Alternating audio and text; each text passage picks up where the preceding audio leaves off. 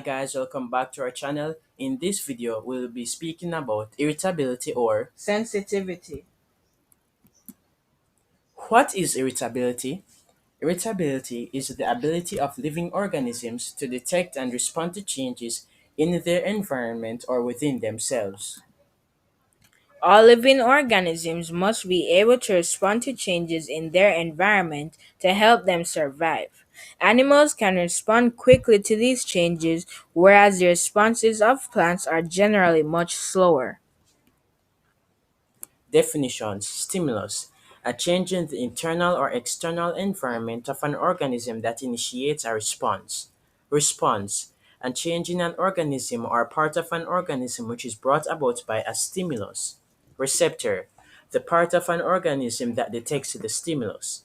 In animals, the sense organs contain the receptors. Example: the eyes, ears, nose, tongue, and skin contain specialized receptor cells that detect stimuli.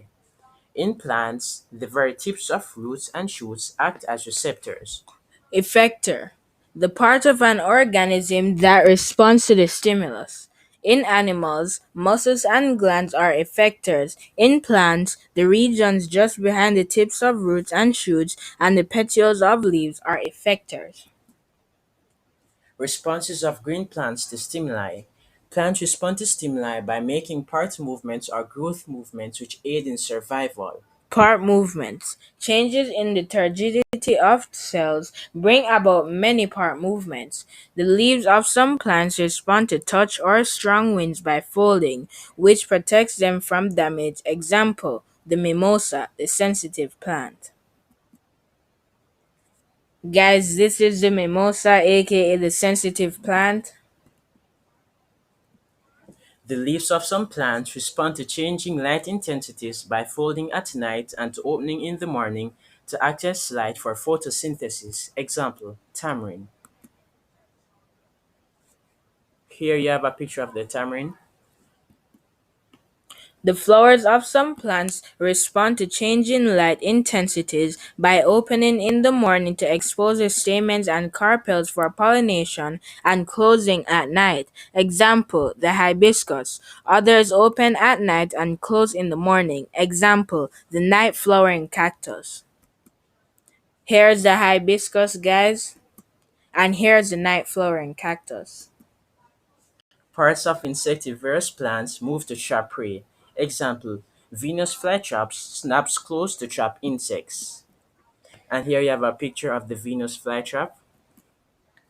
Growth movements. Growth movements are brought about by parts of plants growing in response to a stimulus. Shoots grow and bend towards unilateral light. This maximizes the amount of light they have available for photosynthesis.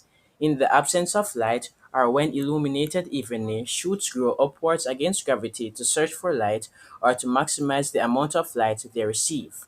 Growing upwards also ensures that flowers are held in the best position for pollination, and fruits and seeds for seed dispersal. Roots grow and bend downwards with the pull of gravity. This enables them to anchor the plant in the ground and to obtain water and minerals. Roots also grow and bend towards water to maximize the amount of water they can obtain for photosynthesis. Responses of invertebrates. Invertebrates such as millipedes, earthworms, and woodlice move their whole bodies towards or away from stimuli.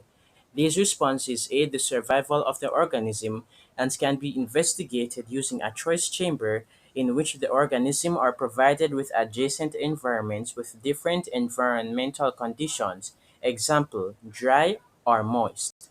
The organisms are placed in the center of the chamber and their distribution is recorded after a fixed length of time. Okay, here you have the stimulus, response, and how the response aids survival. So the first stimulus, light, response. Most move away from the light into darkness. Makes the organism harder to be seen by predators. 2. Moisture. Most move away from dry areas into areas with moisture. Prevents desiccation, also known as drying out, especially if the organisms do not have waterproof body coverings. Temperature. Move away from very low or very high temperatures. Prevents extremes of temperature affecting enzyme activity. Chemicals. move towards chemicals given off by food and away from harmful chemicals. This enables organisms to find food which is essential for survival and avoid being harmed by chemicals such as pesticides.